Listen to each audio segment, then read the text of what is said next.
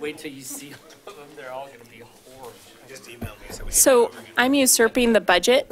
I'm sorry, the agenda for tonight for just a moment. Just a moment. People are not on my agenda. This is a super special and super secret thing that we're doing right now. Okay.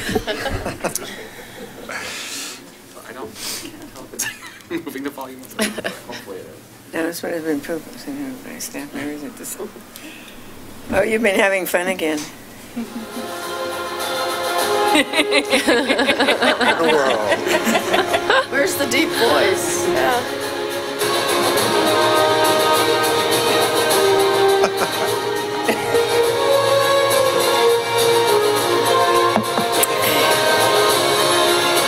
Oh, yeah. I heard about this yesterday. This is hilarious.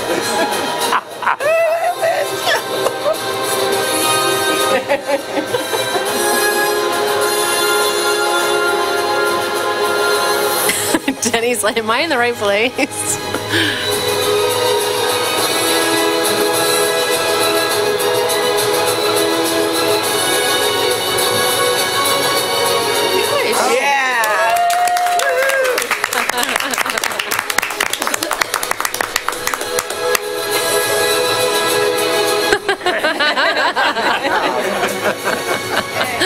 Very impressive presentation, too. Awesome. Jason and Jordan. So they put together a great packet and went and met with them and followed up, and they just agreed. I think late on the day on Friday, I think was the time frame. So we kept it a secret over the weekend so that we could do a dramatic reveal. That's super cool, you guys. Great job. Thank you. That's great. That's it. Yeah. Cool, that's it. This is. Oh. Yeah, you should introduce Laura. I'm Laura Kirk. I am the new events assistant helping with the event. Yes. Nice to meet you. Nice to Thank meet you. So that is the whole thing. We just wanted to tell you guys the whole thing. That was very cool. Thank you. Thanks, guys. Good job. Cannot top that.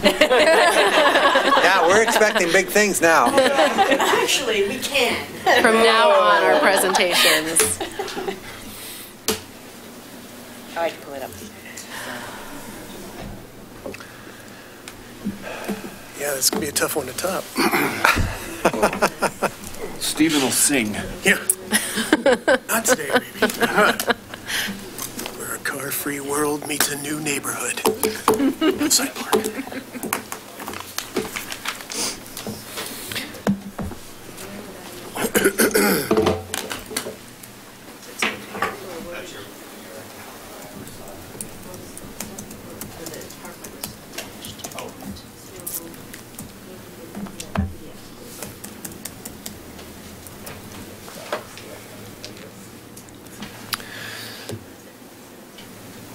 Well, we sort of started the work session already, but we'll officially kick off the work session, and our first item up, as soon as they finish their technological work, will be the Hillside Master Plan update, a discussion. We've got the folks from the counties. Thank you for coming tonight, guys. Well, as they're getting things going, I'll just say hello to everyone. My name is Stephen McMurtry. I'm the Director of Housing Development with the Housing Authority of Clackamas County. Many of you I've had the opportunity to work with through the years in my previous career, and I'm excited to be at the county and be able to give you guys an update on Hillside Park's master planning. So In 2017, the City of Milwaukee joined with the Housing Authority of Clackamas County in putting forward a grant for the master planning process at Hillside Park, which is comprised of 100 scattered site units that are public housing. Within our 16-acre parcel is also, I didn't introduce Chuck Robbins. Hey, Chuck. That's all right. So I work for Stephen. I'm the executive director of the Housing Authority, and again, thank you very much for letting us be here. Not a problem. This is why we're hired. There's enthusiasm. That's what you need to be a developer. Well, I'm a little under the weather, so I've heard it in the crowd. I'm not the only one I know. So, anyways, do we want to step back just for a second? Certainly. So Alma Flores, Community Development Director, I was here to introduce. They did it for you. That works out. Taking care of that, as well as Chuck Robbins. Jill Smith may join later on, but. She's right back there. Oh, you don't want to come back? I'm okay. Sure. But anyway, Hillside Manor, this is update number 3. We've come before you twice prior, but there's been a change in staff, as Stephen was mentioning, and his Alma, role. microphone. Oh, shoot, I don't have to start over, do I? No. In his new role, so we'll have plenty of time for Q&A after the presentations. Thank you. Sorry. Yes, and no, I ambitiously jumped the gun. I should have learned from all my other processes. So, again, Hillside Manor is also a part of the parcel that we own on our 16 acres, which is a 100-unit, 9-story tower, which has just received full funding so that we can begin the rehab and redevelopment of that site. Yes, last week we got the announcement from Oregon Housing and Community Services that we got our lottery-backed bonds for preservation of that building, as well as the 4% low-income housing tax credit. So we like to refer to it as sort of the first domino to fall in the redevelopment of the site. So it's very exciting. And how soon will that kick off? So we will be working now with our architects, and we are about to select a general contractor for that site, just Hillside Manor. Scott Edwards Architects is also the architect on that site. We hope to have the financial closing on or before December of 2019, with the idea that right after the holidays in 2020, we would begin reconstruction, redevelopment of that site. So. As your packet shows, the master planning process for Hillside Manor kicked off June 27th at the HAC 80th anniversary celebration in 2017. The visioning workshops were held on October 24th and 25th. Since that time, we also have had a sustainability charrette, which was held on November 7th, that helped examine city and project priorities as part of the master plan. And then finally, since that time, we've also had 2 internal design workshops, which were held on December 11th and December 20th. We've had a variety of stakeholders, community members, as well as residents of both Hillside Park and Hillside Manor participate in these events. And our next event, which is coming up towards the end of February, we have secured Ardenwald Elementary School, and we will have a broader, larger stakeholder meeting where we will have a chance for community members, as well as we're hoping an even larger turnout from both Hillside Park and Manor residents to participate in the redevelopment of their new neighborhood. And during that session, as some of the images you've probably seen within your packet, we've been providing with our development team what we call the game board of redevelopment, allowing stakeholders to get very intimately involved with a visual exercise to move different housing pieces around on the proposed new plat for the site to get a feel for what would this new neighborhood look like from a density standpoint, how might that impact things like green spaces or other things that are being considered for the site, community space areas, walking and bicycling paths, etc. So it's been a very, very exciting time. It's been a very busy time. These meetings are happening. We're trying to get the word out there as best we can and keep everybody informed. And as we've worked through this process, our visioning session summaries started with ideas and goals for the neighborhood, using neighborhood and community stakeholder input to get a feel for what might the design of these homes ultimately look like. How might community members feel about height? Are there, some of the early discussions were to start to present the ideas of what do trade-offs look like in this new neighborhood? Can members get, or interested parties get, around the idea of more density or more height on a building if there are increased green space areas or opportunities for reduced parking that might help us get additional solar and things like that. That then moved into the sustainability charrette, which I mentioned. We had a couple of those design meetings. And then we moved into our sustainability charrette where we started to drill down on those conversations. Your packets here show on, I believe, starting on page 12, some of the images from that process where we really were asking people to come together and let's talk about what are baseline desires for the sustainability of this neighborhood as we move forward, and then those things that we really hope we can get, and then those ideas that might be aspirational. But the goal all along was trying not to overlay this with concerns about things like, while keeping a mind to it, but code, financing, really to allow the community to dream big and then work to refine that into a template, which is kind of where we are today. So again, our next community stakeholder meeting will involve the broader public, like I mentioned before, and we can really start to bring all of these pieces together into this next design charrette. And coming out of that, then our project partners, our design team, will coalesce that information, along with information provided by, that we've done a health impact analysis for the site as well, as which I just received a draft report on yesterday. We'll start to bring all of that information together, and then we can present 2 or 3 different options to the community to say, here's what density may look like, and design for buildings that builds our community in one of 3 potential ways. So a very exciting time indeed.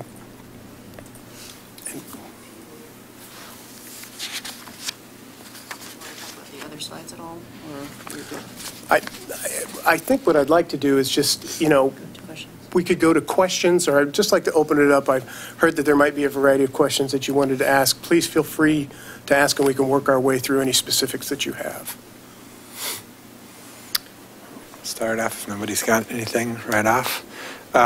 When that third process is sort of, I forget what you called it, the interior design group, what was it, the stakeholder meetings? The last one. Oh, the last one. Our large, broader. That was the word I was looking for. The internal design. When I looked through those, with the exception of one, there's an awful lot of parking. There's what looks to be really wide streets. And so it caused me to wonder, was that process informed at all by the sustainability charrette? Because I remember the outcome of the sustainability charrette, and there were a lot of really interesting conversations about share cars, share bikes, share scooters, so we can reduce the number of cars. Discussions about VUNRFs instead of fully built out go fast streets, which do a number of things. They reduce the heat island effect. They cause people to drive slower. They feel more like a neighborhood. They cost less because you're not laying whatever. If we do a 50-foot right-of-way, that's 40 feet of pavement and then some sidewalk. So I was wondering, did those 2 processes not inform each other? They certainly did. I think what Scott Edwards Architects was trying to show in this design, what we would say is probably provides us the maximum opportunities for street layout, was not making any direct assumptions about those code-related items at this time. We wanted to get a feel for, in what we know from city code at this point in time with street widths that would be required, that what's the maximum massing we can get on this site, or in some cases maybe the minimum massing that felt good in the community, knowing that when we come back to the city of Milwaukee and our broader community talk about some of those trade-offs that I alluded to earlier, that we can only improve from there. But I think those are the kinds of discussions that we want to have directly with City of Milwaukee staff. Those are the discussions that will ultimately lead to things like, what's the right size and proper zoning on this property that can, then we can have a conversation about density. What really are the reduced street widths, the Warner idea? I mean, it has certainly been a core understanding of our team that 29th, for instance, would not become some massive thoroughfare. But without a real understanding of what we could get to, we wanted to say, if nothing changed outside of code, how many units do we feel like we could get on this site? Where are people sort of landing at? And I think in most instances you'll see that's somewhere between very upper threes, right around 400 units, or 500 units. Or maybe we talk about those trade-offs and we can get even more density on the site or provide more green space. So that's the reason. It wasn't to discard any of those ideas. That certainly, tempered the entire conversation all along. But I think until we can really get into a brass tacks discussion of what those street widths would be, we just wanted to test the site as if code stood today. Yeah, I've always, on 29th, I've never imagined the street itself punching through, just bike ped aspect of the street. I mean, it talks, later in the report, it talks about the, I don't know who did this, the Hillside Manor portion of 29th Avenue extension could also be marked with sharrows if the traffic study indicates that the vehicle volume is low enough. And I'm like, what vehicle volume? Why is there going to be an increase in vehicle volume? That was never, nobody in the TSP planning process where that was originally envisioned, ever envisioned that street opening up to vehicle traffic. Actually, I thought the TSP did envision that. You looked back and checked that? I didn't, but I was on the, It was always my understanding that the street would punch through. not for automobile traffic. Maybe pavement would punch through, but there would be bollards or whatever. So yeah, I think I have the same recollection as ped the mayor on that one. Access. That was the intent in any case during the transportation system planning process. So it's, I just want to make sure that we don't, processes like these tend to go down rabbit holes. It's like there's assumptions made and assumptions made and assumptions made, and then this plan is formed, and then you come back and go, no, that's not what we're doing, but we've already planned it, so we can't really change it. You know what I'm saying? So I just want to make sure early on we're having those conversations about. And I think we're at the stage now, Mayor Gamba, that we really want, and Alma and I were talking prior to this meeting, we want to come to the city and start to really drill down on some of these assumptions. They have certainly always been the types of assumptions that the team wants to talk about, especially reduced street widths, what possibly are the zoning and or parking requirements, but we haven't had the chance yet to engage with your broader staff. We're at this point now to really engage and ask these questions formally of the city so that then we could maybe increase opportunities. The discussion about 29th, I think, if it's just me talking, all of the things that you're mentioning sound really, really great. I'm the newest member to the project, so I think that confusion that you're bringing up right there, or that might be a discrepancy, is exactly why we want to meet with city staff and have the opportunity to really get down into the details. And city staff met yesterday. Actually, we didn't meet in person, but we have a weekly, bi-monthly, sometimes project team meeting, and this subject came up yesterday to explore, and the need to really revisit or visit the zoning code that may or may not be applied here. It's fairly early in the master planning process for those conversations, but these are good conversations to have earlier rather than later. So yeah.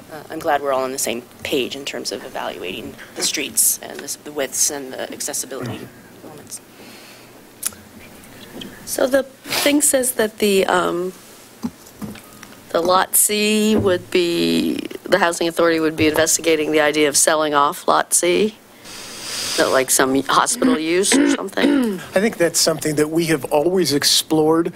What does this project look like? From from a cash generating opportunity or an opportunity to designate a portion of the site as potential income drivers so that we can get our replacement units done, we can help build some of the infrastructure, whatever those costs may be. One of the scenarios that we've always explored was, is there a lot that makes the most sense that we would potentially sell off to maybe a private developer, under the idea that they are bringing resources or parts of our overall vision for the site to the site that we may not be able to get at as nimbly as a private developer could. And then in turn, the sale of that portion would then help the Housing Authority of Clackamas County fund some of these other needs. So we want to keep that idea open. But one thing that I'd like to point out there, and I think is really great, is even in that, as we continue this process of playing with the puzzle pieces around, we're still able to get a tremendous amount of density. And we know that housing is going to be brought to that site as well. It might be a combination of uses. We might have some type of storefront commercial. That might be a place where we'd ask for some community building space or additional green space, things like that. That a private developer also then can get some unit mix considerations from an income standpoint that we may not be able to get to as rapidly as someone else. So it is something that we will continue to vet as a possibility. So did that last bit mean that you're not exploring the rest of it being a mixed income? No, not necessarily. I think not necessarily at all. I mean, I think that, but for the parcel that is probably the most marketable, where we see an immediate opportunity for a private developer or a market rate interest to come in and provide that mixed income piece, that's the lot that we've always looked at and said that has the most market appeal. And let me just add that we've always envisioned this as a mixed income, but when you look at the fund sources that we've got, whether it's bond or low-income housing tax credits, that has an upper limit of about 80%. And what we'd like to do, of course, is to get above that. You know, and the only way to do that is if we can bring other fund sources that aren't restricted in those income limits. And so that's where selling a piece of property like that allows us to control the design because it's all part of the community plan, but that is money that doesn't have any strings tied to it, so that we can invest that in maybe some higher income units so that maybe we could get up into the 120s. So there's no way with the bond funds to work with a private developer, and I'm just going to make something up here. You know, you do a 5-story building, 3 floors are 30 to 60% area median income, and the other 2 floors are market rate. And they've developed it, but we pay, the bond pays for the 3 floors that are. Yeah. So I think there are those opportunities. In fact, in the conversations, I'm sure there are questions about the bond and that process and all of that as well. But we're having these conversations with our partners in Washington County as well, who have also brought this up. I think all of that is on the table, but if we look strictly at what the bond resources and the allocations for Clackamas County would say, is that if we're to use the Metro Housing Bond resources, we are only allowed a very small percentage of those to serve units between 61 and 80% of area median income. There's still the opportunity that we could work with a private developer or another developer or even a nonprofit to get into a broader unit mix. I think to Chuck's point, what we have is a limit on our own bond resources that could specifically serve those units, and then it's going to come down to what are the available market resources out there that might serve 80% to 120% out there, and whether or not a market rate investor has interest in bringing that to the site. And I also wanted to just point out, though Lot C right now, in this particular image that we're looking at on page 35, shows that parcel being sold, and we're talking about potential mixed income. That's not the only opportunity for mixed income throughout the site. Though we, as the Housing Authority of Clackamas County, certainly have our goals of at least 400 new units, we would like to be partnering with nonprofits, those in the marketplace, to help us meet that vision. And they may bring unique funding sources, expertise, and ideas to the site that can get us into a range of different housing types, sizes, incomes being served, unit mixes. When it comes to our bond resources, though, it's pretty prescriptive on the things that we can use. Right. Have you been in conversation with Bridge Meadows recently? I know we met with them, it's been over a year now, I think. No, I think we haven't been involved in any conversations in the last probably 8 or 9 months, other than to let them know that, we're pursuing a design. So, that is exactly the type of organization that we want to get involved at some point. But I think, first of all, what we need to do is we need to figure out what can we get on there. And then we can start looking at how are we going to get there. And, and that's where, you bring in the Bridge Meadows and we have a feel for, well, this is a good spot for them because, we're going to get 400 units there. When we can start addressing that with other developers and just kind of, we come to them with our idea as opposed to having them come to us with theirs. And that's really what, my vision for the Housing Authority has always been, for us to be more proactive, for us to dictate that design and then go and say, okay, how can you help us meet this? So the lot 4, or lot F rather, which is behind the manor and very low, I gather that's maybe floodplain or something? Or is there no plan to redevelop there, or is there some? That is something that we could certainly hang on to. We've known so just for everybody's understanding, Hillside Manor, in fact, if you've walked around here, you've seen it, I think we all have, it's actually, its bottom floor and the first main floor has to pump its sewer. So there are no utilities to serve that corner up there. At this point in time, we are not entertaining any, I'll call sort of permanent structure, housing or buildings on that site because of this being able to service it. One of the things that we have bounced around an idea about, or several ideas, is does that become a broader community green space? Is it someplace where we could site things like small ball fields? It currently has a track that's around it. These are all just ideas that we want to explore with the community as well.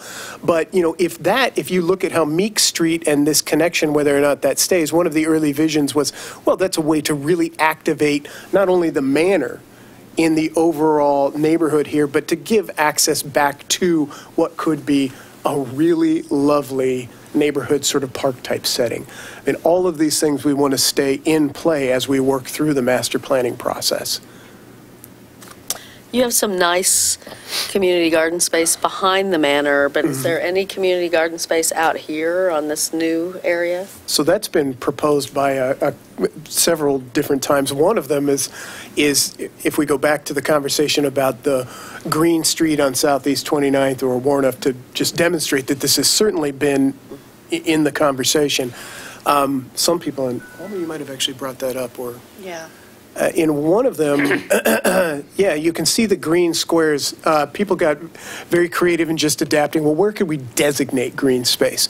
And one of the conversations was, well, along 29th, you could have a bank of trees, things like that, but it also has really great, it's really activated by solar, and it's access to the sun. So this could also become a gardening area, a neighborhood gardening area. And it kind of makes me think about Meldrum Bar. And if you go down to the Meldrum Bar area out in Gladstone, and you go down there and you see the big, broad community gardens that are next to the ball fields, what a great interaction that goes on there. And so that was one of the unique things that's come out of this process. Excuse me. So that's a possibility. All of that, I think, again, is open at this point in time.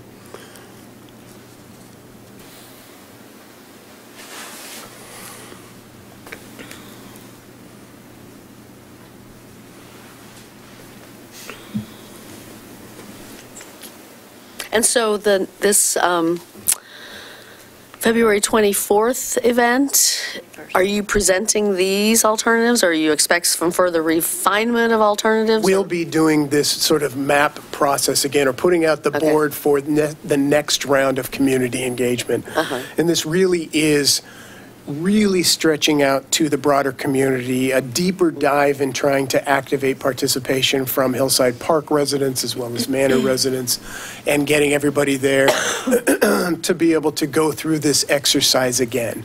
And then, again, coalesce all of that information, some of the density numbers that we're getting to, the comments on the comment cards that talk about green space. Everybody has the opportunity to email the design team or to leave a comment card or to provide stuff in time that maybe we hadn't thought of. Take that, all of that information from all of this process, along with the sustainability charrette information, and start to put that into a vision. And that vision leads to maybe 1 to 3 different options that we think we would present to the broader community and say, this is really where we've taken all the information, and this is really where we see the vision for this new neighborhood going. So would it be possible to include in that mapping exercise a version of the base map that does offer the possibility of one-earths and the narrower streets? Because my concern is that when you get the community thinking about these other possibilities and they see what the opportunities are when they give up wide streets, if that's something that they're really attached to, or lots of parking, seeing what those trade-offs are gets the imagination going, and I think that's a real opportunity to engage with the public on something that's important. I was going to ask a very similar question are you handing them the maps with the streets laid out and saying, okay, now design something, or are you handing them a blank canvas and saying, what would it look like just from scratch? We are handing the map. With the street layout. These are with this street layout, and saying this is where, because of the need to align off of 32nd with, is that Dwyer? I apologize. Sure. So I could see so beginning that and maintain access at all times to Hillside Manor as we redevelop the site. Though it sort of starts to fall into this natural grid. So no, to your question, we haven't given a blank canvas and just said design away.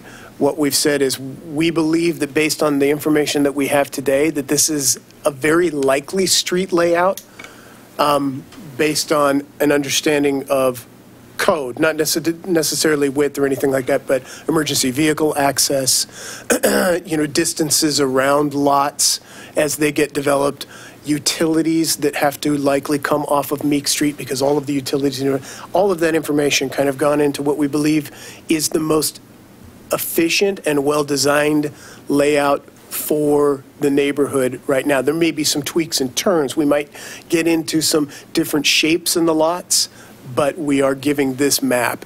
And saying, right, but then if you're inviting the community to dream big and asking them to go for whatever is possible, putting a map that has all of the streets with the widths to code as it currently stands is taking options away from them, This map doesn't say that to me. It just says, here's where streets are.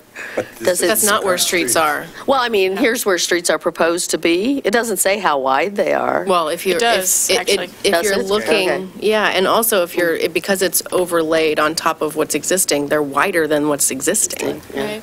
Substantially. And you could see on the charrette where they were trying to lay out the different pieces, how people were cramming stuff into the different lot spaces. So I can see how it's constraining the way people are trying to think about things.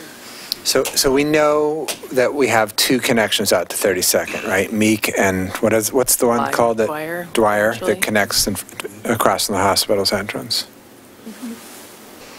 And it seems to me both of those probably have to be regular-sized streets. Yeah. So what if that's what the map looked like, and then there was an opportunity to create what the rest of the transportation infrastructure inside of the I certainly think that we could show something along those lines. I think that what we've tried to do is create something that's not overly unrealistic when we get to the utilities layout and all of that. So I think we're taking the best information that we've had and based on what we know to be able to provide a grid that makes the most sense, to be able to provide constant access to Hillside Manor while the redevelopment goes on. Now, we can certainly sort of wipe those away and give a a blank canvas and revisit that with this next group to see what happens. I can certainly talk with our design consultants about doing that. Peter or Kelly, do you remember our Wunderf standards at 22 feet?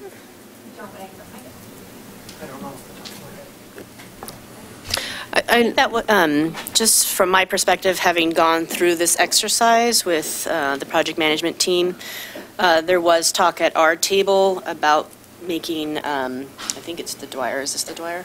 No, Dwyer's up. The top one. What's this one? This was our proposed additional entrance out. Excuse me. So I'm pointing to the dotted area. The dotted area that you see in this image. Between Meek and Dwyer? Yes. That is now just a pedestrian pathway. Yeah, we didn't discount that pedestrian orientation and actually considered it more of a festival street, as some of us at our table thought that back lot could be the community space, and then you have a festival street that leads to it for a farmer's market to take place. So we actually did not limit ourselves to the base map sort of regulatory framework. Right. We did think outside of the box in terms of so we hope that the community also feels empowered to do that, and that could maybe be described during the forum for people to participate in, that the base map is simply just a starting point, a launch point, but that nothing is off the table, really. And so let me ask a question then. So 29th, I'm hearing that 29th really isn't necessarily intended as a wide thoroughfare for automobiles, because in order we're going to have to design something so that the fire engines and such can turn around in the neighborhood, and I guess that's where we kind of rely on the city to help us kind of design that. We definitely are going to have something wide enough so that we can get up to the manor. Sure. But it does feel like that that 29th is an opportunity where we could shrink it down considerably. But are you suggesting that it doesn't even necessarily have to be there? It could just be a bike? So a concept of a Wunderf is that it's a street. To the And I'm sorry, average, you said Vavoona? Woonerf. It's Dutch. It's Dutch, and it's Wunderf, actually. It's not Wunderf. It's a street that is pedestrians and bicycles first, cars second. Okay. Like cars are allowed, and our Wunderf design, if I'm recalling correctly from the one place we've designed it, is 22 feet wide. Our standard cross-section is 28 feet. We refer to it as a low-volume street is the actual classification. In that case, you need to have an 85th percentile speed of 15 miles per hour or less. Average daily trips are 150 or fewer.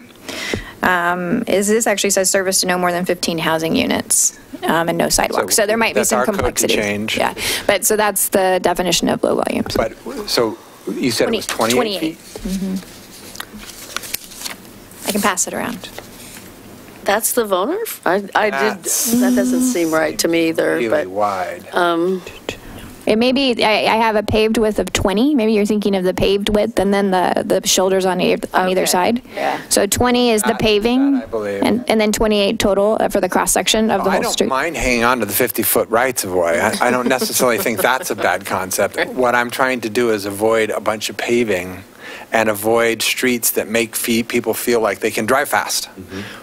In what I think would be the perfect world, neighborhood streets would be places where people feel like they should be driving slowly. They feel like a kid could be playing on the next block, or a grandmother with a stroller.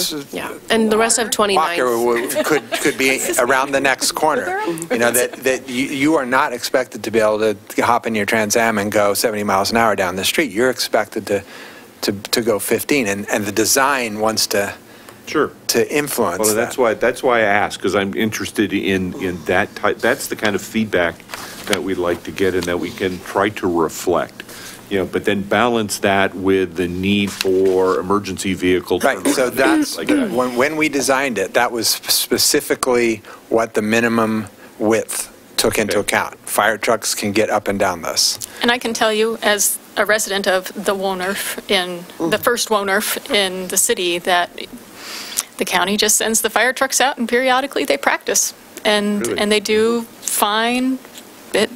Sometimes it's a little slow, but they, Ann is giving me a funny look. I have seen them practicing. They go out at about 10:30 or 11 o'clock at night, and they will just take their big rig down to see how it goes.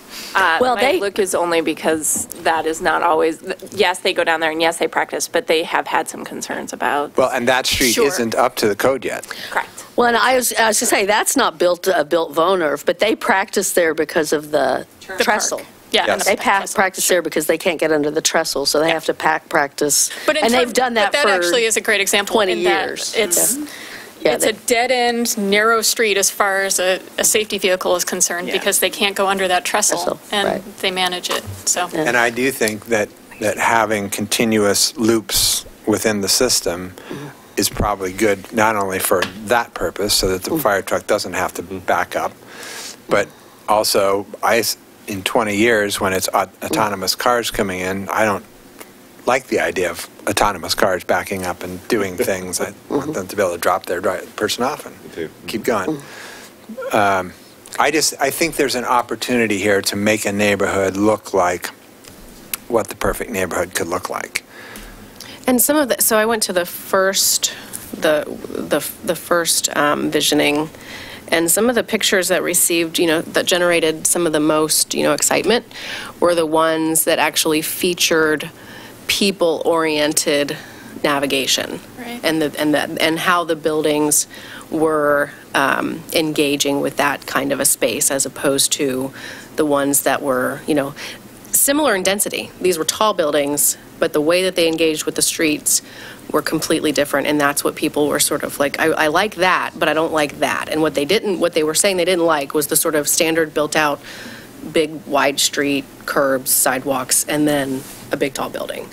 So it was much more that meandering space that people were interested in, and I would just point out that 29th is a designated greenway, so we really can't do anything that would increase volume on 29th without then losing the ability to actually keep that designation. I just wanted to also say, I just checked in with the planning director just to make sure that if we did take it down to a smaller volume, that we would be able to make approvals through this process, more for these guys as the applicants. And the answer is yes.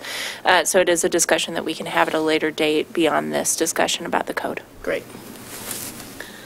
And I think that I would agree. That was probably my favorite pictures too. Was the one where there was some, active engagement along street fronts, and that was the idea on that little hatched street area between Dwyer and Meek. Is there's a terrific opportunity to have the place to sit, to have a cup of coffee, to do whatever.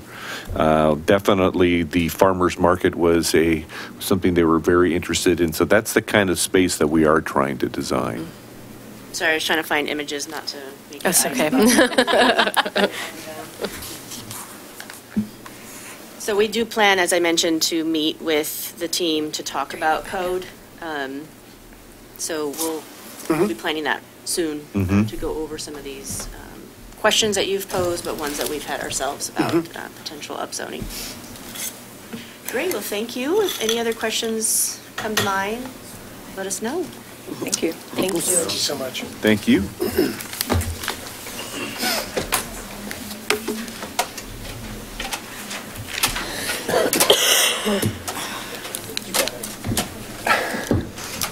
You want some muckalucks? Yep. Arm warmers? All right, our next item up is the e-scooters and e-bikes discussion, and this will be led by Peter Passarelli and Layla Aman and Natalie. Or not Layla, and just Natalie? I was going to say, Okay. We're gonna put Natalie out there and let her. Yeah. This is her first big presentation. All right, cool. So, good evening. I'm Peter Passarelli. I'm the Public Works Director for the City of Milwaukee, and Natalie Rogers is our Climate Action and Sustainability Coordinator. And tonight we're going to give a brief discussion, presentation about e-scooters and try to see if we can get some additional direction from the council on where we'd like to go with e-scooters and e-bikes. Today, Portland just released their pilot findings from their pilot study or their pilot program that they had in the fall. So we've spent some time today going over that program or that study to get some additional information. I'm trying to get this up here. And we'll provide a brief overview of the study, but then we're going to present to you guys primarily about workload impacts and potential community impacts, and just kind of seek direction for future research as well as where we should focus our efforts if we do decide to proceed. So Natalie's put together a presentation to help lead and prompt some discussion, so I'm going to turn it over to her. Thanks. So I'm Natalie, so I'm the Climate Action Sustainability Coordinator here for the City of Milwaukee. Yes. Yeah, and so like I said, we're going to present to you guys just a brief overview of e-scooters and e-bikes both together, as well as just showing a regional example coming from Portland for their pilot program, and then going into the community impacts as well as potential workload impacts if we do decide to proceed. Thank you. Okay. So I just wanted to give a little overview of the difference between e-bikes and e-scooters, and So e-bikes are currently not subject to Oregon Vehicle Code. So they are electric assisted or electric bicycles. These usually, for Oregon Vehicle Code, they're capped at 20 miles per hour. There's a federal limit for 750 watt engines, but it's 1,000 for the state of Oregon. So does that mean the engines really can't go faster than that, or that's just a speed limit that the rider is supposed to comply with? So theoretically, it should be capped at 20 miles per hour by the size of the engine, and or if they exceed that, then they are subject to Oregon Vehicle Code. It's actually not the motor; it's the way the computer's programmed. Oh. So any electric motor can virtually go any speed. It's what the computer tells it to stop at. Right. So 20 miles per hour is the state limit for it to be not subject to the Oregon Vehicle Code. E-bikes are not allowed on sidewalks or walkways unless, being pushed similar to a conventional bicycle. The Oregon Vehicle Code does limit to 16-year-olds as an age limit. Same yielding to pedestrians as traditional conventional bicycles. However, helmets are not required by state code currently. E-scooters are subject to the Oregon Vehicle Code, and they are supposed to be capped at 15 miles per hour according to the Oregon State Vehicle Code. So I kept hearing last summer that they go 28 or 30 miles an hour. So Portland actually, in their report released today, did a test on them, and they actually found that they can range from 14 to 18 miles per hour, how fast these can go, depending on the grade of the street as well as the weight of the rider. So, but 18 was the max? Around 18 was the max that they saw from there. They called it like a staff study. And that was in Get on a steep enough hill. Sky's the limit. And I've heard, if the scooter is like dead of charge, you could push it along too. So I don't know, if it's turned off, of how fast it can go if you're going down a really steep hill. Similar to the e-bikes are not allowed on sidewalks or paths. There's a 16-year-old age limit. You have to yield to pedestrians, but then helmets are required by state vehicle code. Okay, so all of those are state law rules. Yes, okay. Yes. And then Portland in their pilot gave their own. Yes. Yeah.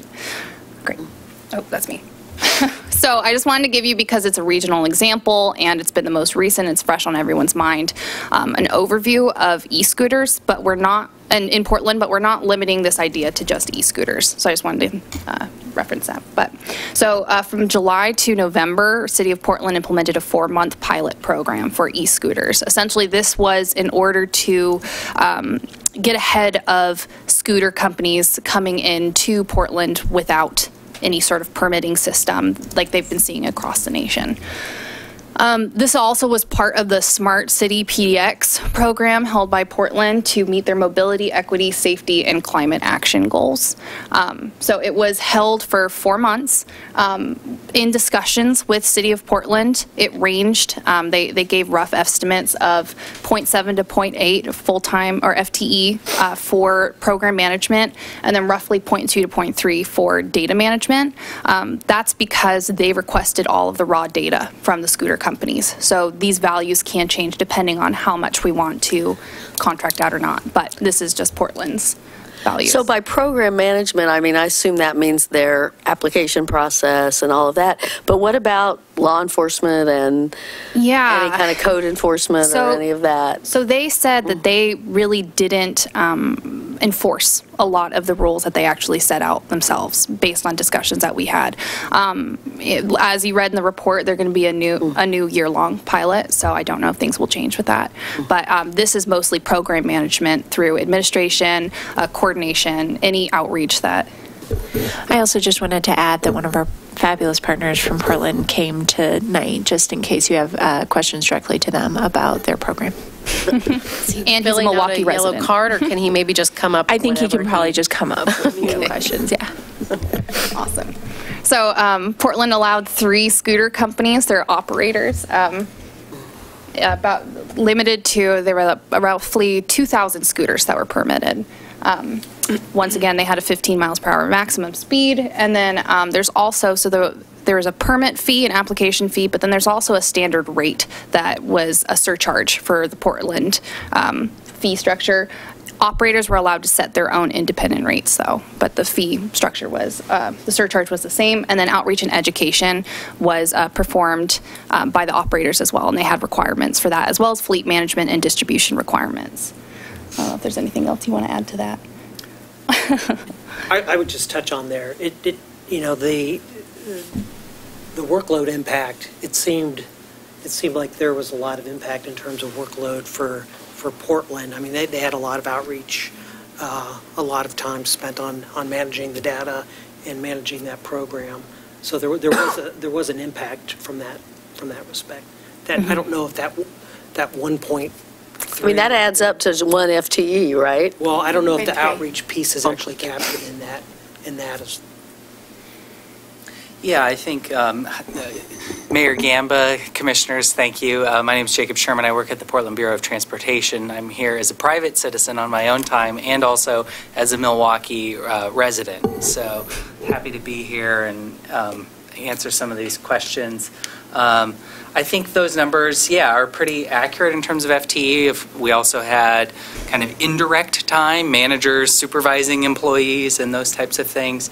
I would also say I probably wouldn't see much of a difference in our city, but in the city of Portland, our community had really high expectations for this not going in the way it's went in some other cities where scooters are littering the sidewalk and causing those types of programs. So as I'm not sure if Ann has or Natalie has shared with you, but the New York Times covered the release of our scooter report and recommendations today, really talking about how in Portland it was done differently than a lot of cities.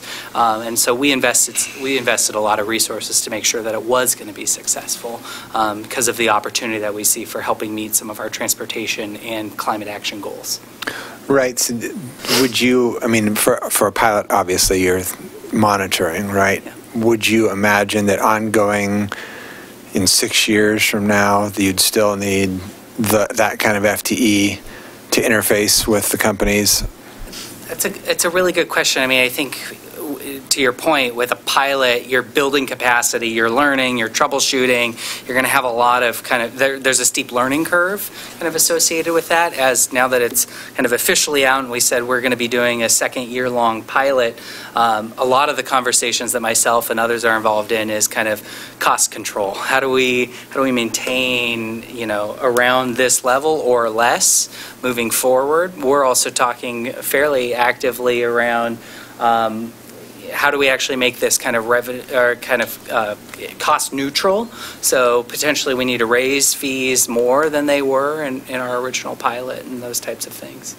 But I think that moving into the future, as we get our sea legs and get things stabilized, I imagine it would be the same, if not less.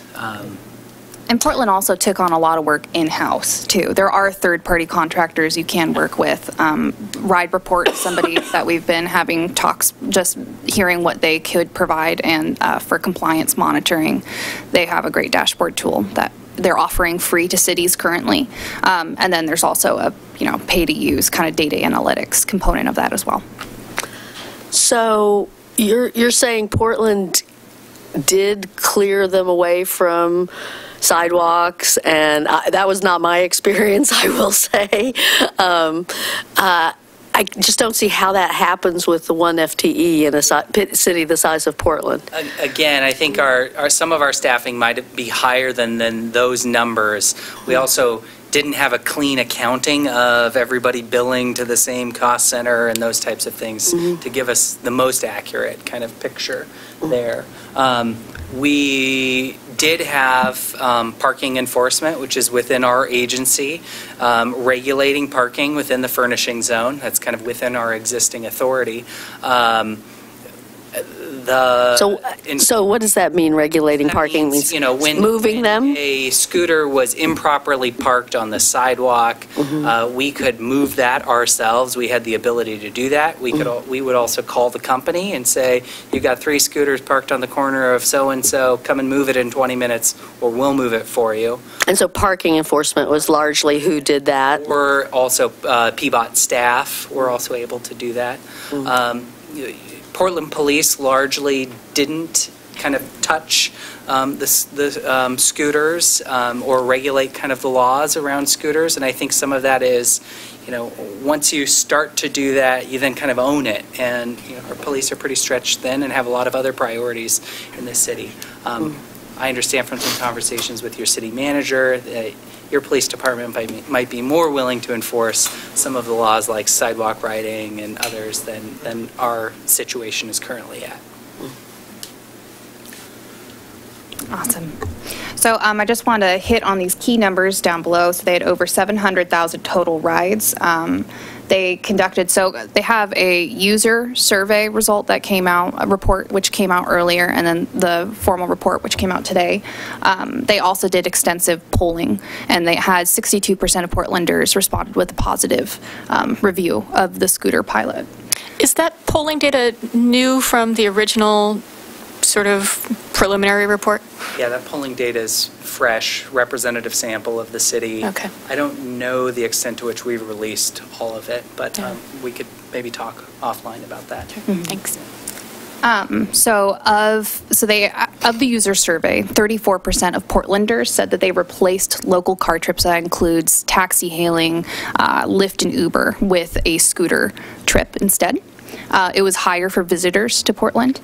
And then overall, they had 212 and some change collected in permits and fees, but then they spent, $287,000 on admin outreach. But then also that includes extensive program evaluation, which actually, looking at the report, is what kind of went over the costs collected.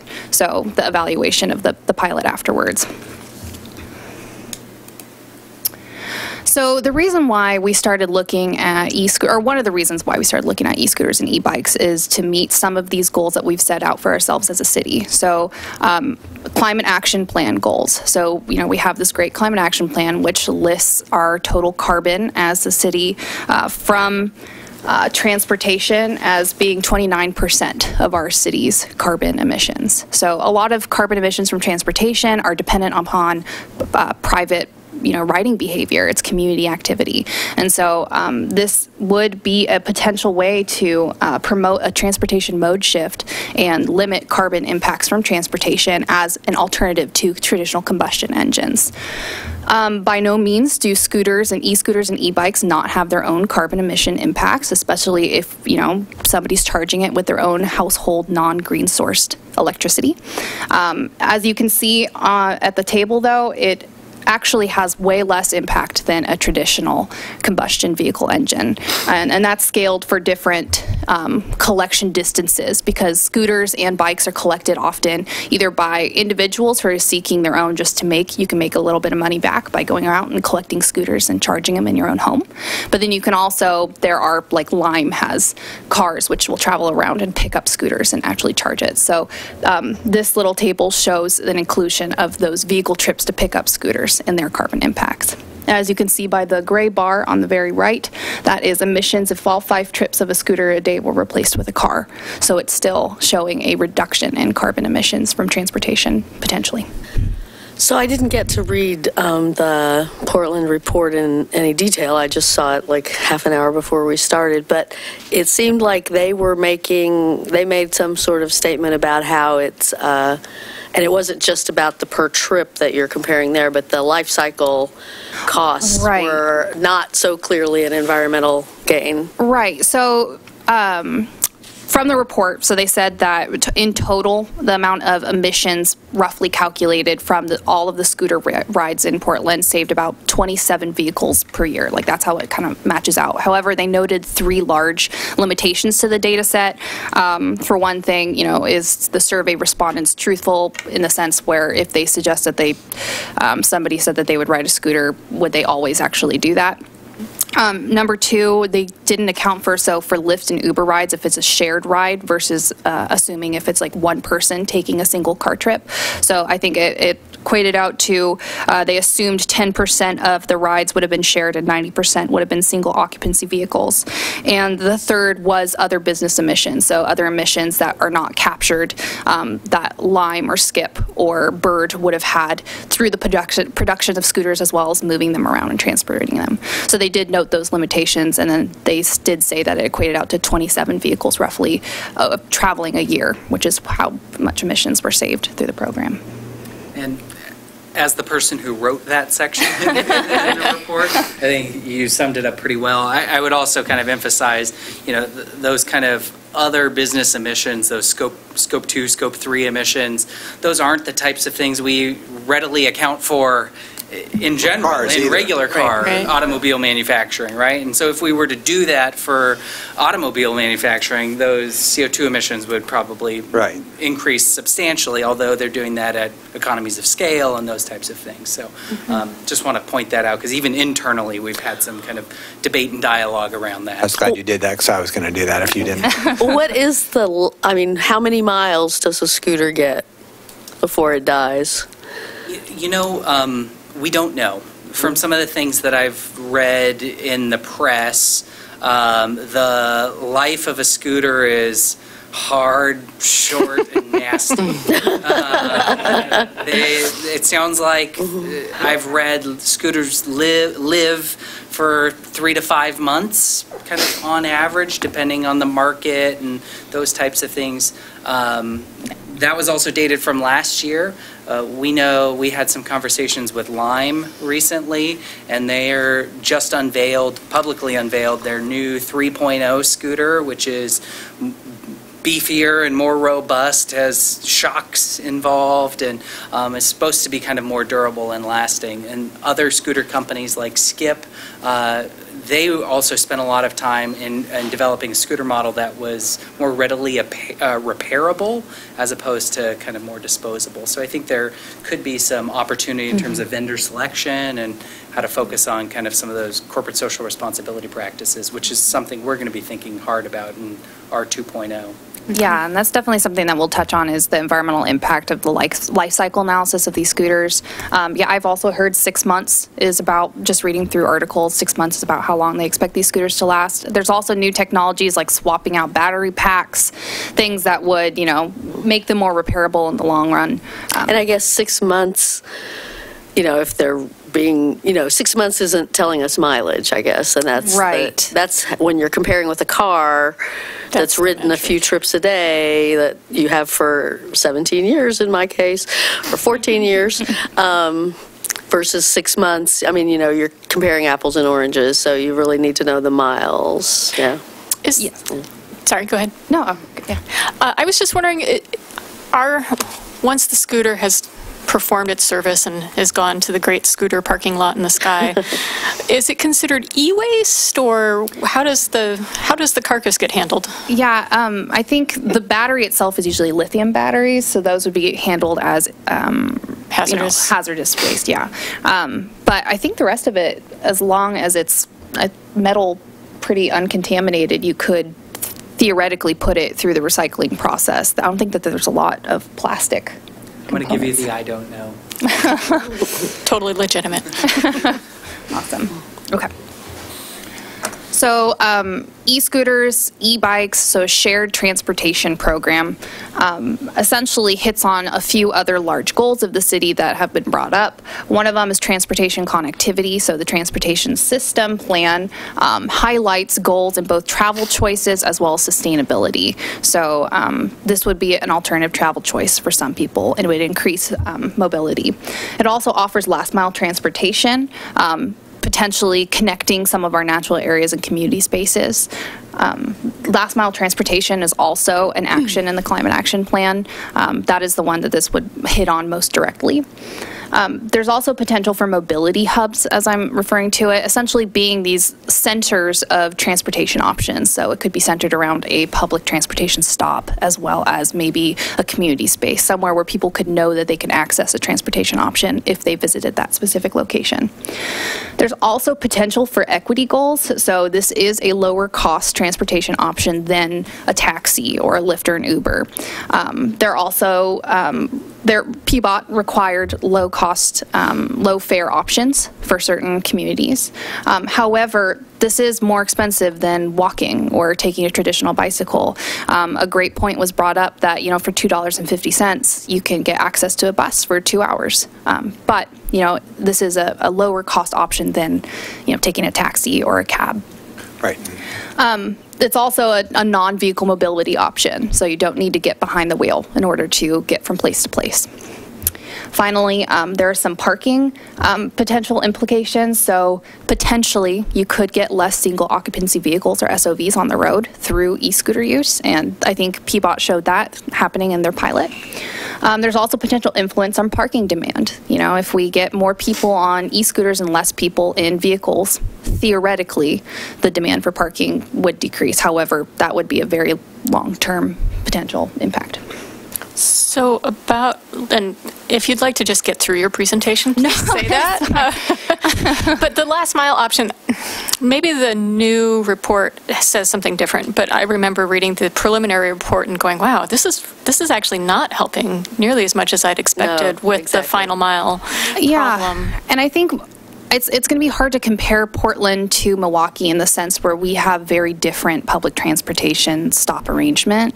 You know, I'm curious to see how that looks, because I know that last mile transportation has been an issue for some employers in Milwaukee simply because we don't have a lot of bus stops, and I think that will change as the years go on. But it could be, you know, we could see something different. It might be actually be more comparable to something if the scooters expand to East Portland and they see more active use in East Portland. Right. So I'm curious about that, yeah. And also, do you know if Portland 2.0 is going to similarly still no scooters on the Springwater? No shared scooters, I should say, because obviously people can take their own. I mean, I think if the city of Milwaukee was interested in electric mobility, you know, I would perhaps encourage you to talk with some of the folks at the City of Portland about some of those issues. That's a Portland Parks and Recreation regulation around no kind of electric devices on our trails. Well, e-bikes are on them all the time. E-bikes are also illegal on the trail. But they're always on the trail. Whether or not Parks enforces that, I think it's been the kind of the rapid onset as well as the volume of scooters has really kind of created this as kind of a management issue. Sure. In our organization. But for us, we treat the Springwater, I mean, it's part of our connectivity. I mean, it's part of, you know, we rely on it on, you know, actually getting to ADA compliance with our transition plan. So if we're just simply not allowed to use it, we need to reconsider whether or not the Springwater really is part of our... We think of it as a transportation system rather Right. than a park, Yeah. which I find interesting that I know that Portland Parks is the one that owns it, but PBOT builds it.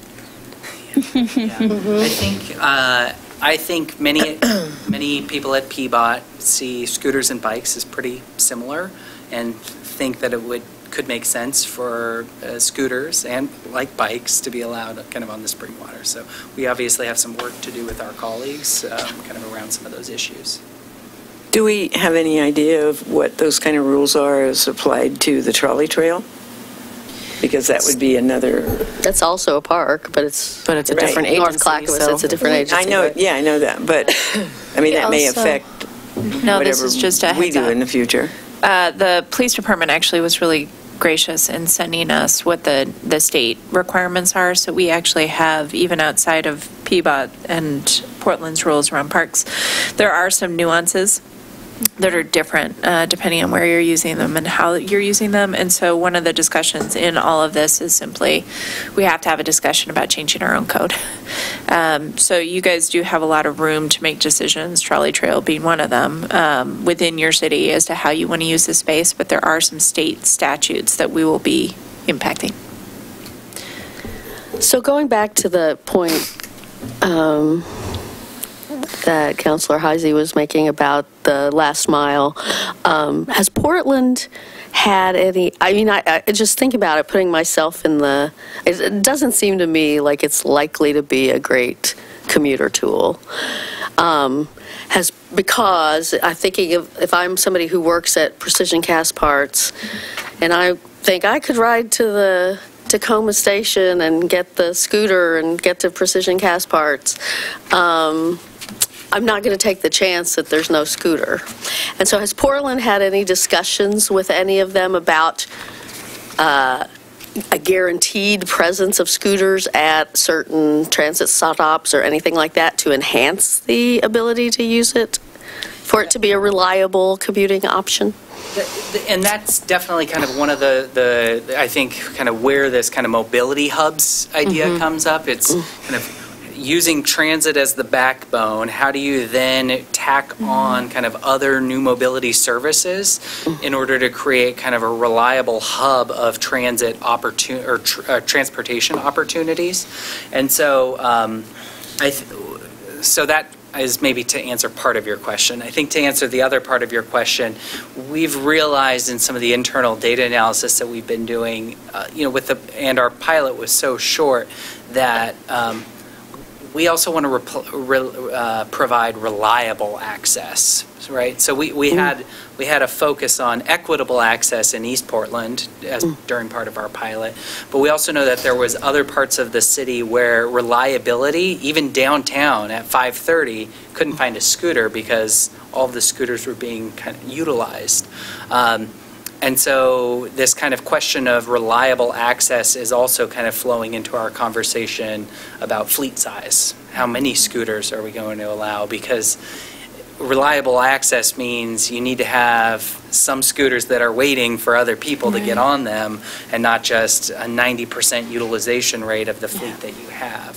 So I don't know if that fully answers your question, but maybe to kind of try and answer it a little bit more, I think as we're thinking about bringing on new companies and vendors in the future, we have been talking about ideas around targeted kind of experiments within the pilot, where we could say we want to find a company who will work with us to reliably provide, I'm just making this up, 50 scooters every day at this transit stop. For a month, and let's see what happens. Well, I was going to say, because the Bike Town people, they move bikes around, right? They have staff that move bikes to get them to the docking stations that, where there's a dearth. And so they're monitoring them, however they're, monitoring them with geo whatever. And that's my question, is that kind of thing. Like, can you say, you haven't had a conversation yet where you said, I want you to always have every morning and see, this is the other thing. But other cities have. Other cities have required kind of deployment zones. Like, here is where you're going to deploy your 10 scooters. You don't get to put them anywhere on the sidewalk. You have to put them here. And here's the 25 spots around the city where you put your scooters. But have they got them to commit to, we'll have 25 there at 6 a.m. every workday? So a lot of time for the recharging, so Lime, for example, they call their chargers juicers who go around and pick them up. They do have, or Bird similarly has like release times. You need to release them between 4 and 7 a.m. at these certain distribution areas. And then operators also have requirements of fleet sizes within different zones that you can set as a city. So, if we were following the neighborhood pattern, we could have, a higher amount of scooters are required to be released between 4 and 7 a.m. on, like in the downtown Milwaukee area, and then less in the residential area. The hard part is that, how often do you ensure compliance? How often do you check? That's where some of these, like Ride Report, that third-party contractor, they have dashboard tools that can send you notifications, but otherwise somebody needs to be checking that. So, the increased monitoring does increase workload impacts potentially for whoever's, performing it. I had a question that I don't know that you can answer at all, but thank you for including the Seattle Bike Share Program report. I thought that was very interesting and a good compare and contrast, because the conversation can't just be about the e-scooters. They're kind of the hot button thing for us right now. But I was curious if you had any idea why in their data it looked like they had much better success at serving commuter populations with their bike share program than either Biketown or e-scooters in Portland seemed to, based on the preliminary data. I have only read the executive summary of the full report from Portland. Yeah, I could only give my best guess. I think it's because people are more comfortable commuting longer distances on bikes because they're familiar. It might also be a rate issue, because when you compound maybe the cost to ride a scooter with public transportation, it might just not equate out to something that's can justify doing it. I'm not sure though. Those are my best guesses. I know for the traffic law impacts and rider behavior, I know that they're probably, people are more familiar with the laws around riding bikes. You ride them in bike lanes. I think you start to enter unfamiliar territory when you start to get something like e-scooters, and I think that will change over time, but I think that's how it is right now. And do we have some sense of what the final mile actually looks like in Milwaukee? Do we have a... Okay. I do not know. Because if it's really more like a mile and a half that the majority of our residents who might take public transit are facing versus a half mile, that might make a difference in terms of which mode of transportation is more appropriate for our city. Absolutely. No, absolutely. And I don't know right now, but I'd love to look into that. Well, and I would just ask that as we're looking at that question, that we also look at the role 224 plays in this decision for people, because I do think that it has been noted as a barrier in the past as a way to commute across town. So I did want to mention concerns coming from shared transportation programs. So probably the big flashy one is parking, ADA accessibility, improper parking behaviors. So as many of us have seen, if an improperly parked scooter can get in the way, and especially when it comes to disability access and accessibility to infrastructure. Operators, as Jacob mentioned, are required to go and move scooters within a time frame. However, in the moment, it's not instantaneous. So there are impacts that will be felt. In a similar vein, equity goals. So we as a city have strong commitments to equity, and there is concern over whether or not we can meet those goals that we set out for ourselves. And I think a lot of shared transportation programs have faced this in the sense where it's very difficult sometimes. So that there is a challenging aspect to implementing a program like this in Milwaukee, ensuring that we're being equitable across all communities. There's also personal safety and traffic that we need to be concerned with. So as seen in the user surveys from Portland, helmet use is very low. Operators do require an educational, kind of like a terms of use, as well as kind of like they flash it everywhere through outreach and education as well. However, not a lot of people wear helmets on the e-scooters, even though it is required. Riders are also unsure of traffic law. That might be because motorized scooters are pretty new, and like I said, you're more familiar with bike law just because we've been around it for more often. And then anything that has impacts on traffic, you're going to have an increased need for monitoring by our law enforcers. So there's going to be an element of rider behavior which will now need to be enforced. And then I wanted to mention also environmental impacts. So scooters in the Portland pilot program were finding their way into some waterways. Not only do they have the short life cycles that we talked about and the wear and tear, but scooters in waterways can lead to metal leaching, impacts from lithium batteries, and as you can see by that big green band, there is some public concern over scooters and waterways. This is straight off of the website for PDX Scooter Mess, which is also an Instagram tag. So, you know, people are concerned about it, and it's something fresh on people's minds, so we'll have to be very aware of that. E-bikes and scooters also face vandalism. You can go on, there's a lot of similar social media campaigns with scooters in all sorts of different configurations, and that's just something that is probably to be expected when you have a shared transportation option. I'm not sure it's from, your slide says vandalism and damage from riders. I'm not sure it's the riders of the scooters who are doing it might be the damage. The after hours, yeah. True, yeah. So you know, we've been a lot of internal discussions over workload impacts if we were to take on a shared transportation program, be it e-bikes or e-scooters. So primarily public safety would have increased workload impact from just monitoring these things on the road. In addition, they have the compliance aspect. If we were to have scooters or e-bikes in certain zones, who would be watching the operators to make sure that they're meeting the requirements that we set out for them? That would fall on our code enforcement officers, and then a little bit depends on what tools we have accessible for us. And then also any sort of outreach effort that's geared towards, you know, traffic safety, traffic law, public safety, we would of course want to get public safety involved. And so that would have a workload impact itself. I don't want to totally derail this, but I do have a quick question. I was fascinated to learn that one of the things that you can require is that someone take a photo of where they've left their scooter in order to end their session.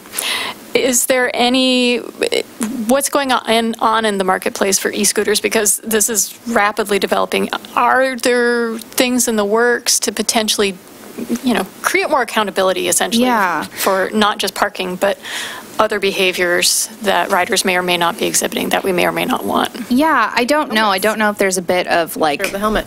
Yeah, community enforcement. I don't know if you can speak to that. I know for e-bikes, there are new technologies that are coming out. Like Jump now has essentially like a U-bar lock. So even though it's dockless, meaning that you're not riding it into an infrastructure where you need to leave it, you can leave it anywhere as long as it's locked to a bike rack of any sort or a pole.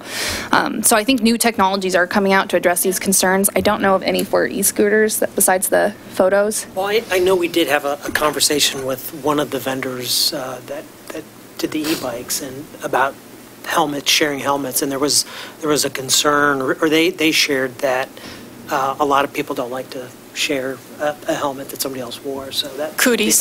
They found it difficult to manage that piece. You have cooties. You also have just in general different size heads. You also have issues where if somebody's been in an accident and they've actually fallen off and they've hit the helmet, it may not be all that helpful anyway. So knowing that the helmet is safe is important. I don't see any representatives from scooter companies here. So one thing that we've been having some conversation about as we think about the future is holding users accountable. And perhaps doing that vis-a-vis holding companies accountable. So one thought that we've been thinking through is, you know, when you rent a car, you're signing an agreement where when you go through that toll booth and forget to pay, you get the ticket.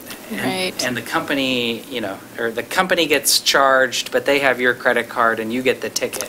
Right. And we were thinking about things like that, especially because there could be possibilities around parking infractions. It's kind of structured similarly, because you could know who the last person was who was on the scooter, and you just fine the company $25 for having to go move that scooter. But it's not that hard to move a scooter. It's not that. So, it's also not that hard to move a scooter. So you could have the haters walking around pulling scooters out of properly parked places and sticking them somewhere else. Don't they beep or screech? So you would know if somebody had moved it since the last rider. They continue to screech? No, but that would be data you could get if it was moved. And if they had submitted a photo of the properly parked scooter as their final act, that would But I think be a nice guarantee. user compliance, I think, is ultimately kind of a really big thing. And as Natalie was kind of going through some of those concerns, I think we're actively thinking about how to troubleshoot a wide variety of them. We haven't solved scooters in the river, but a lot of those I think we're developing we've been thinking for weeks on what would strategies be to help kind of mitigate some of those concerns. Yeah. Yeah, and I did want to mention, because I know you asked about injuries, and that this is straight from the report, that scooter-related injuries increased. However, more scooter injuries were not severe enough to warrant emergency transport, and there were no e-scooter-related traffic deaths during the pilot period. 84% of emergency room visits were the result of an individual falling off a scooter. And the high number of public complaints regarding sidewalk riding, coupled with 3% of injuries resulting from collisions with pedestrians, suggest an impact to pedestrian safety and comfort. So there were scooter injuries, though the majority of them were people falling off of them, less so pedestrian kind of impact, but they did show that there was pedestrian Well, as you say, if you Google, for news coverage, there's definitely coverage of, there are a lot of the people falling off and bonking their heads and, because they don't have a helmet. But there are definitely some lawsuits ongoing about collisions with pedestrians and some fairly seriously injured pedestrians. Yeah, and I think that's also part of the outreach requirements for where to appropriately ride these scooters. It's not on the sidewalk, Right. Okay. So to continue, community development would face workload impacts through both outreach efforts for business and residential communities. So, people are going to be wondering why these things are parked outside their door. And so they're going to have to be dealing with coordinating, communicating with those individuals, as well as any program evaluation we decide to do that. They're going to be our main go-to for getting the word out about this. Engineering department would see some workload impacts if there was a need for alternative transportation infrastructure increase. Public works, so selfishly I put myself in here, big and bold. So I would pretty much be the point person for trying to assist in management of this program. I would also have to aid in communication and coordination, either between operators as well as community members, different departments. So this would be both internal and external communication. Any outreach efforts, so there is a large amount that we can place on the shoulders of the operators for outreach and education, but anything pertaining to public safety or messages for climate action goals that we want to get ourselves out as a city, that would become my responsibility probably. And then also for general public works, if these things were, if scooters or e-bikes were blocking streets or affecting operations, they would need to be moved. So there may be some workload impacts for that. But I just wanted to stress that, we don't really know how this is going to impact a city of our size. So we could be as hands-off or as hands-on as possible. But there's still a lot of unknowns when it comes to trying to determine how our staff would be impacted by a program like this. And I just wanted to let you know that staff did actually reach out to try and find other cities of our size who are having this conversation to get their sense.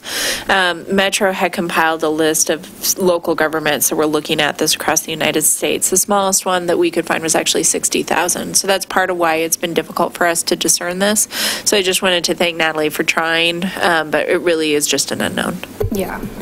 And hopefully we'll be able to, as more cities get, start implementing their programs, start to see how this would be implemented in Milwaukee. So does that include the suburbs of big cities?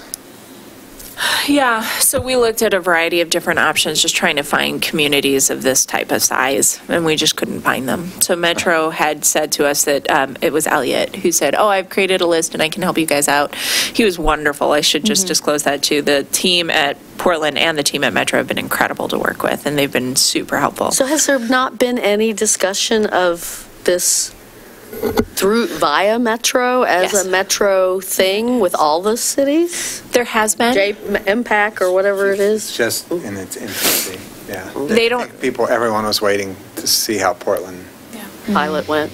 They staffed it to help us have a discussion, at least based on the conversation I had with Elliot at the end of our last meeting. They didn't staff it to actually run a program. I did say that the number one thing they could do is actually be in charge of this, because it's, for communities of our size, it's different. It's just hard. And so he was looking at that, but he didn't know where his new commission was going to go, and he didn't know what their prioritization would be on this. You know, I raised that when Uber and Lyft came in, that we really should be using Metro.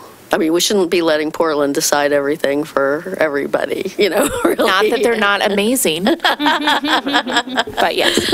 At least the Milwaukee residents are. Yeah. Milwaukee residents of the Portland team are incredible. Identity.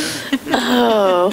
And there has been talks for Metro about regional data standards, but from the talks of it, they're not, you know, it's very starting point for these discussions. And they've been, Elliot Rose from Metro has been extremely helpful in helping us understand this and start to figure out how an impact would be. So what do we know about the companies cutting people off who are repeat offenders of whatever? Do they ever cut people off? You know, I don't know. I don't know about that. I think that it depends on their comfort level with user data, I'm guessing. I'm not sure what data they're actually storing for individual rides besides maybe credit card information. So, it was about if scooter operators ever cut off individuals based on riding behavior. It's a really good, I'm uncertain as well. Okay. Because I'm sure that the only way they can track a user would be through card information. I mean, I don't know if you can do that through the app, and you could switch that information. But so another difficult aspect of determining workload impacts has just been, you know, I've now fortunately been here 2 months and it's been fantastic, but it's been a great foundational point to start thinking about what my workload just without a scooter program or e-bike program would look like. So I just wanted to show you guys really quick a few slides, and don't get overwhelmed by the colors. I am just a very color-driven person.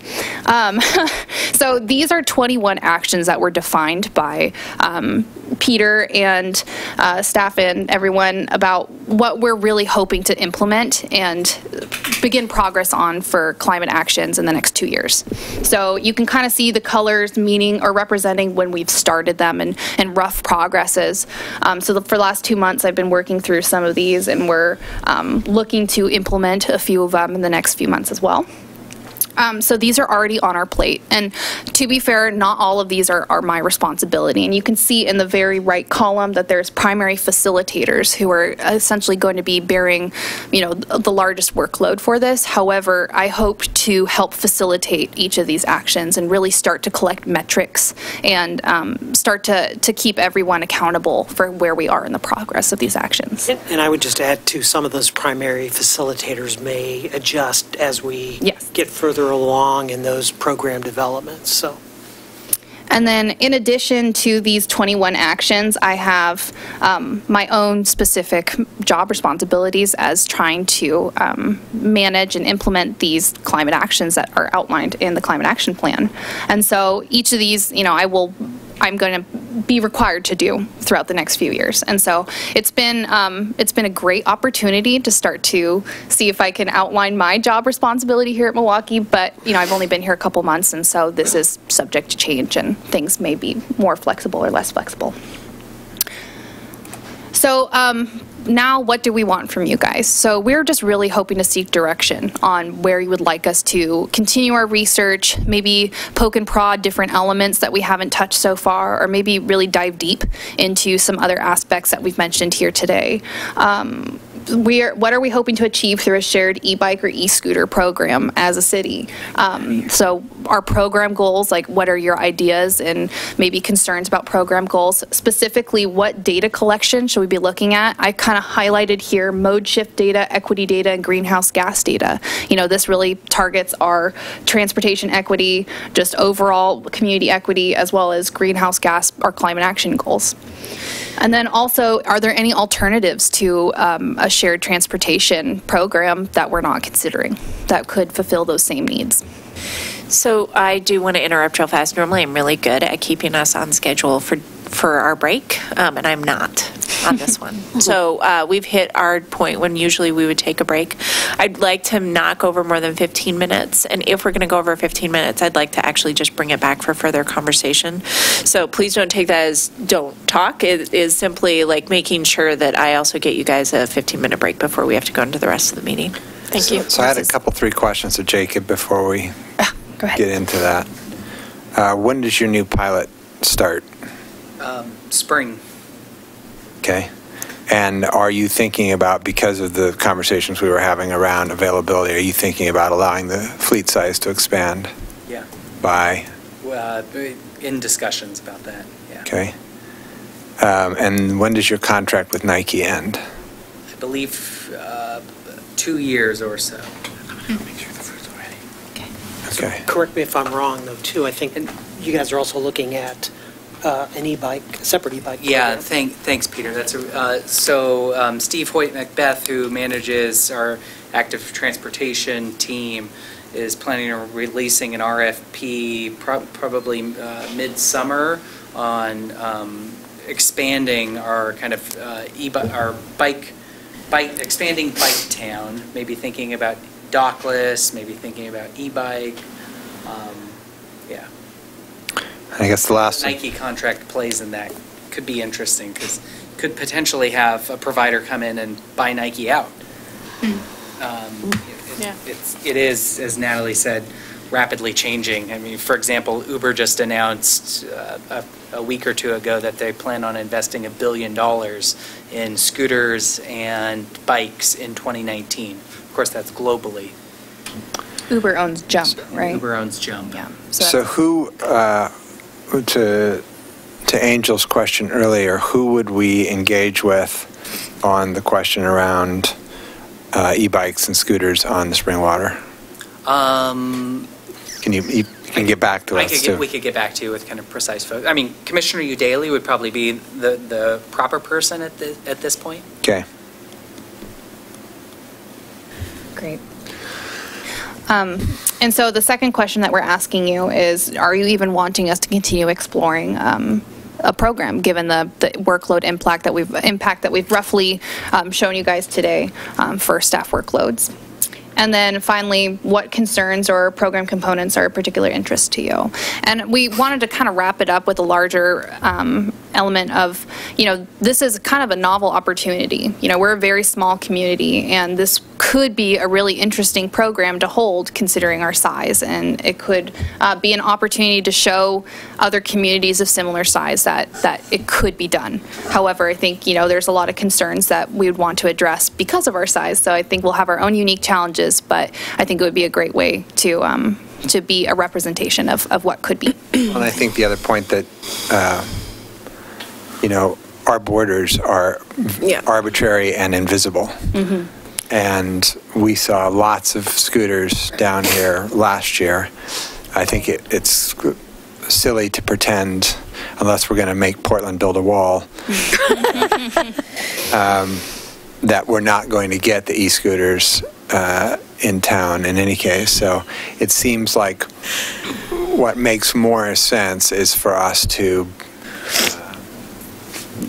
engage, right, and to figure out the issues, figure out what the problems are, what the solutions are. And I'm personally very excited to be the first city in Oregon with an e-bike share. So I would particularly want to move forward on that. I would be really interested in more information on how we might construct the program to be as close to revenue neutral as possible. And it sounds like there's a lot of good resources out there kind of pointing that direction. I don't know if they're scalable to a 20,000 person city, but and that's a challenge too that we were considering, is that, you know, I attached tables to the staff report that kind of shows if we were to scale back similar regional programs to the Milwaukee size. And I think for Milwaukee, if we were to do something comparable to the pilot program in Portland, it was 80 scooters. And whether or not you get an operator who's willing to put 80 scooters out is a question. Usually for market share, they would want to get in the area. But I think that they're scaling it to our community would be an interesting challenge to make sure that we are getting the revenue in order to offset the cost. I think there's also an element of how much can we push on the shoulders of the operators, right? So I mentioned that we can be as hands-off as we want. I think that comes with its own unique challenges, especially if we're considering equity and, you know, outreach and education, but especially for reporting and for compliance. And even considering, I know we had discussions with Brianna from PBOT about community complaints and concerns, and that Portland had their phone number larger than the operator's phone number on those e-scooters. So they were receiving, I mean, they wanted to hear the concerns, right? So they were, some of that time was receiving those community calls. And they responded to every complaint that they got. Yes. Every complaint. So I think that there was... I still don't, so that, I just can't believe that one FTE thing is correct, you know? That just doesn't seem like that's right to me. Yeah, and so that's, I mean, that's kind of one of our largest, the reasons why we're bringing it to you in this situation is that... So I'd be interested in, if we were to pursue this and spend the time that you've denoted, what that means we have to give up that's already on the list, because it's been an understanding for quite some time that we don't have a lot of like excess time, money, people, whatever for various things. So I guess the basic question is, what are we trying to solve with this, and how does that affect all the other incidents on the program list, and therefore what do you take off the table to put this on? And because what gets our biggest bang, following up on that, I think what gets us our biggest bang for the buck, as in the buck being the staff time, to me, once I saw the statistics on how little it was used for commuting. And truthfully, I think it's going to be used less for commuting in Milwaukee than it is in Portland, because in Portland, a lot of the commuting is going into the center from all sides. Here, our commuting is much more disparate and going different directions. Right. So is the staff time better spent on something we've been talking about for probably 10 years, which is a shuttle system, designing and setting up a shuttle system, doing a transportation, whatever they're called, Transportation Management Association with our businesses. I think to me, that's part of that trade-off, is your time and other people's time, Alma's time and everybody else's, and which gets us more impact on reducing the number of, or getting people out of their cars and not needing, I'm a big fan of a shuttle system, have been for a long time. And a couple things I just want to note on that, because it's not Natalie and her team that's working on that piece. So we did get a $70,000 grant to be looking at. And I'm sorry, it's hard for me to hear you. Sorry, I'm a little sick, so I'm gonna try my best. Thank you. We did get $70,000 to look at a shuttle system. We are looking at that. We've tried to look at who should be managing this, even this discussion with all of you. PBOT is here because it's an active transportation. It's a transportation mode in Portland. Natalie had interest in time. But Kelly is our transportation expert. She has done this for most of her career. So she's leading that discussion. Part of the discussions we've also had have been with the community college, who are not really interested in having scooters on their campus. They are very interested in having e-bikes. So that's part of what we're also looking at here, is how that's kind of the furthest point of the city. And those are the riders we've been trying to figure out that distance with. Part of our concern also came in when we talked about the fact that we in Portland weren't seeing the transportation transition, so people taking a scooter as much to a transit hub, getting off, getting on a different mode of transportation. It's not that it didn't happen, it's that there wasn't a way really to show that.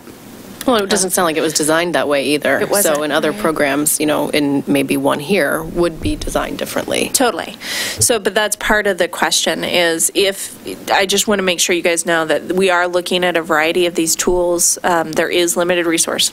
So we are already on the 70,000 because of the interest in the shuttle looking at that issue. But I did hear clearly in there that there was interest in e-bikes from the community college. Yes. And they will be coming into city limits. Yeah, so we actually have campus. that for March. So we have the annexation process going on with Denny. Hopefully, he's working on it, but that has been something we've been trying to do over the last month. Well, and so I just want to say real quick, so if there's a way to identify opportunities to have strong partnerships that would also address some of the equity concerns that we've raised, I would be super into hearing more about that. Yep. Yeah, and we've been working closely with Ray Atkinson from Clackamas Community College, and we've been talking about e-bikes and e-scooters and potential opportunities working directly with the college. And how about the county? Because, just like we were talking about the scooters in Milwaukee from Portland, we know what our boundary looks like on the east side, and I don't know how we can possibly do a program like this without engaging with the county at some level, and I mean, there would be an interest, I think, from folks out there who would want to use the program. And Ray has been great in that he's been reaching out to different municipalities and organizations to see if they'd be interested. It sounds like Oregon City and some other neighboring cities may be interested in a similar program. But I mean, in our UGMA, I mean, we've so many people who live in our unincorporated our right. I haven't heard if Clackamas County has responded back. A lot of these discussions actually were initiated through a letter of interest for a Metro pilot grant for alternative transportation.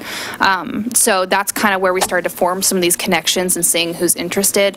I'm not aware that Clackamas County submitted any sort of letter of interest. So it might be a first wave pass of whether or not they're interested or not.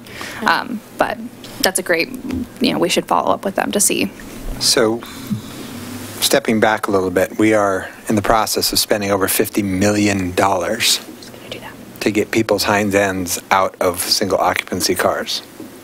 That is the entire purpose of that program.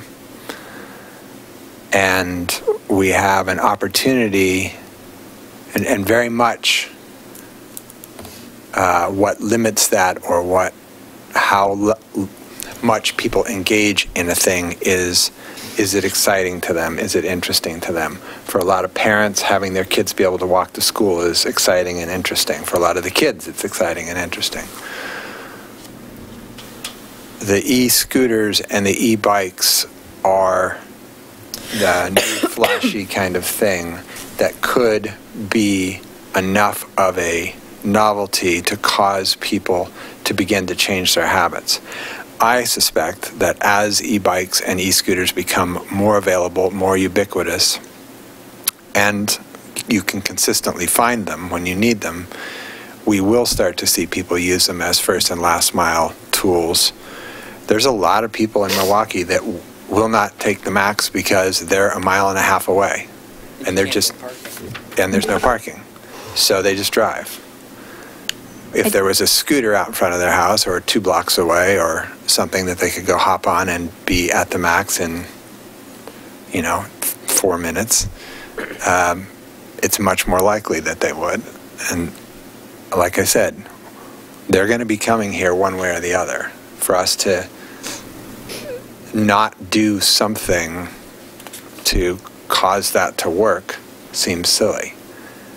I also do want to say that Portland did say that e-scooters attracted new people to active transportation. 74% of local users reported never riding Biketown, and 42% never bicycled. So I think it opens up a whole bunch of new people to not being in a car as a way to get around, even if it's a joyride. I mean, there are people who will go get in their car and just drive around for fun. if they are choosing to go scooter around for fun instead, I'm all for that. That's a plus. That's a win. I'm a strong proponent that we engage. My suggestion would be that we just tag on to Portland's pilot program. When they do it, we tell whoever, Lime, Bird, and are all three still engaged? We plan on opening it back up. DC just, I think, had 15 vendors interested in providing services there. So I think we're anticipating that we'll have a lot more interest than we did initially. Putting on my own, if I was in your seat, kind of, whether you bring, if you were to do something similar to what the city of Portland does, do you want 3 vendors, or maybe do you just choose one of them, right? Those could also be some considerations. Which would cut down on the staff time. One of the things that we did talk about, I just want to fully transparently talk about Portland for a moment. They've been amazing partners on all this, but they've also been fairly clear that there isn't a symbiotic relationship in this. So they've been great, and they've explained why, and I think that we could have a discussion, but them going down this path does not naturally progress to us being able to just ride their coattails. No. We will have to go through a separate process that is substantially different. And they've talked about how that might happen, but I just wanted to be transparent that is different. That wasn't what I was suggesting. I was just suggesting on the timing, that we match ours to the timing and have similar contractual things so that for the user, it's pretty invisible, whether you picked up the scooter in Milwaukee or you picked it up in Portland, or the bike, although they're not going to have the e-bikes anytime soon, perhaps. But that's... So it sounds like they might by fall, right? Doing an RFP. But what their program is likely different than what we're talking about. Yeah. When we met with Lime, they, off the top of their head, thought that 200, they would probably start with 200 scooters in the city and then see what the ridership looked like and see what the areas that seemed to be of interest to users, and then adjust accordingly, whether they needed more or less scooters. But that was the number they were talking about starting with. And was there an openness to having a conversation about, what the requirements were? I mean, getting to Lisa's point, I think I would be mostly interested in trying to make it a last mile program. Yeah. Or are they saying, no, we'd be interested in coming in. They are absolutely interested in that. But we want to dictate. Yeah, would they commit to X number at each light rail station every or whatever morning, we decide? Whatever it is. When there was a secondary conversation that I had with TriMet, TriMet reached out to me to ask if we would be willing to allow scooters to be used from the park and ride to the Tacoma station, because right now the park and ride is packed. Well, other than our library, typically empty. Mm-hmm. And they thought that would be an opportunity to start to be able to build more parking in for the Tacoma station by giving people the opportunity to use the scooters. And so they had been in conversation, I think, with Lime also, and they were totally excited about the idea of doing a first mile, last mile sort of orientation to the way they distributed. I would like to go eat. And I need to order food for my daughter, too. So real quick, I would say I think this is a lot of really exciting information. I hear the concern about staff time, and we created a climate change action plan that asked for the world, and we hired one person to deliver it. So that was part of why... the right person. Yes. Yes, you are. But so that's why I was raising the revenue neutral as a direction, because we want a lot. And you were never going to be able to do it all, but at the same time, this is a great opportunity. So there's a lot of there's just this tension there. Right. And I just wanted to leave you with that. Like I said, we can be as hands-on or hands-off. And it just depends on, how many restrictions do we want to place on it? How well do we want to micromanage the design? And what are our goals for this program? Because to be fair, you could just let operators in and say, go ahead, have at it. But whether or not that addresses all of our concerns, that's another question. Yeah. So what I'm hearing is keep looking. Yeah. Come back probably in a month, just giving them enough time to keep going down this path, have additional conversations with Portland about what you guys have learned, timeframes, those types of things, and a better sense for what you're giving up in the cap if we go down this path with other projects. Great. Anything else? That work? Okay. Thanks, you guys. Thank you. Thank you. Thanks for coming in. Appreciate that. Thanks, Jacob. Are you All right, adjourning? so we are adjourning the work session. We will probably be a few minutes late back into the regular session, just so everybody knows.